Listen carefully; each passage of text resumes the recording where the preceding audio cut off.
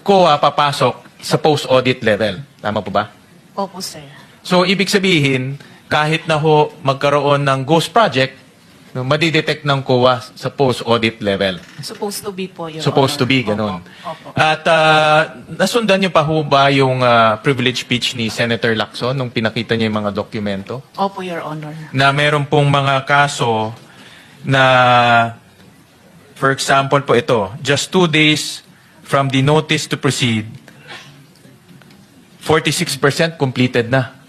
So Opo, kaka-notice to Your Honor. proceed, after 2 days, 46% completed na. And after 86 days, 89% completed na. So, Opo, kung posible naman po, after 2 days, kalahati ng project tapos na. Meron hong isang project. Ito po yung construction of riverbank protection structure along Pampanga River at Barangay Bulusan, Kalumpit, Bulacan. 15 days. No?